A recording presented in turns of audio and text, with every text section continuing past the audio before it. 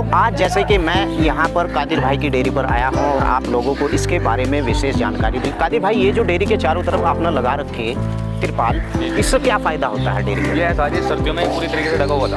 अच्छा, तो अब सर्दी चलेगी, सुबह शाम की ठंड रहेगी। हाँ। तो ये आधे उतार के आती रहेगी, तो वैसे में दिक्कत नहीं बनती, नहीं बब्का ज़्यादा हो जाए। अच्छा, इसका जो गोबर होता है वो आप कहाँ इकट्ठा करते हो? वो वहाँ पर साइड गिर जाए खेत में। अच्छा, इसे फिर खाद के रूप में प्रयोग किया जाए। खाद में यानी कि मैंने जैसा आप लोगों को बताया था कि गोबर यानी कि खाद की गोबर का भी इससे फायदा होता है। यानी कि अगर आपके पास डेयरी फार्म है तो खाद भी आप बेच सकते हैं। यानी कि ये एक ऐसा व्यवसाय है कि अगर आप भैंस लेंगे तो भी दूध बेचेंगे, और दूध अगर आप बेचते हैं तो दूध का आपने देखा है कि रेट कितना बेहतर है। और आपको बता दूं कि गांव का कोई भी व्यक्ति है, लेकिन आजकल तो शहरों के अंदर इस प्रकार का व्यवसाय कर रहे हैं। आप मुझे ये बताइए कि ये कौन सा भूसा है जिसे खाती है? ये वही पुराल है जो पुराली बताई थी, फूला। अच्छा, ये वही है, ये मुंडी का फूला होता है, मुंडी। हाँ, पराली जिसे बोला जाता है, पराली। तो इसका कटिंग करके और जो मैली होती है उसमें इसका मिक्स करते हैं। जी। उसके साथ साथ क्या और क्या? मैली पानी मिक्स करके उसके बाद प्रति भैंस ये मान लो 10 किलो करीब गिरे, 5 किलो करीब गिरे एक टाइम में। हाँ। शाम को 5 के करीब।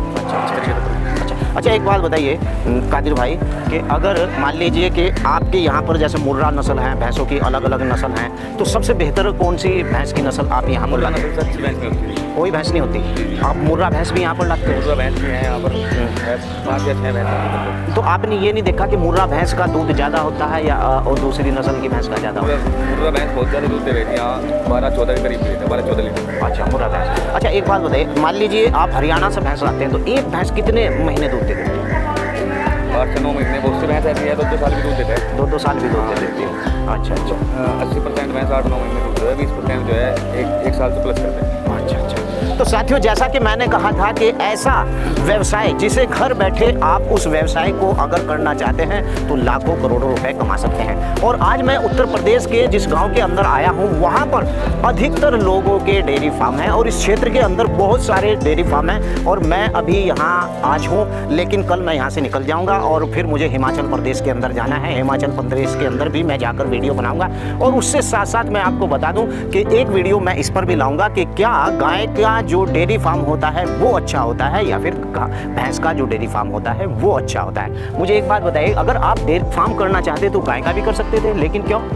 बस शुरुआत से गाय बंद भी नहीं थी, बस भैंस ही है। भैंस ही है। तो ये वो आप जो मली लाते हैं तो ये वो सिस्टम हो पूरा जहाँ पर आप इसे इकट्ठा करते हैं? ये मैली हो सकता है। ये मैली का गड्ढा है जहाँ पर ये मैली ट्रक में आती है और उसे उतार देते हैं और फिर यहाँ से फिर इस्तेमाल करते हैं। जानकारी और दीजिए कि आप जब ये भैंस आप लेकर के आते हैं हम डेयरी फार्म के अंदर, तो इन्हें कौन सा चारा आप खिलाते हैं? इनको यहाँ आके तो वैसे तो जो रेगुलर खावे मैली, चोकर और पूला खावे। ठीक। हरियाणा की तरफ से जो पराली, जिसे पराली कहते हैं। अच्छा।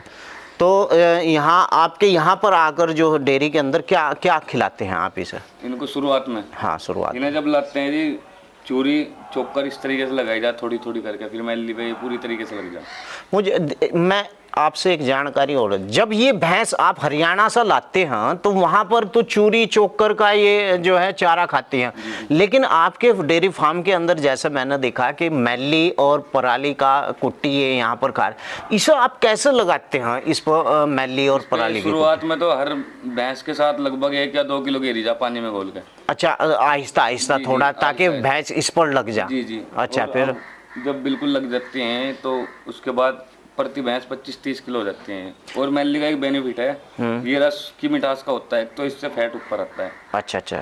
और दूसरी बात ये भैंस उससे पलती भी है। अच्छा।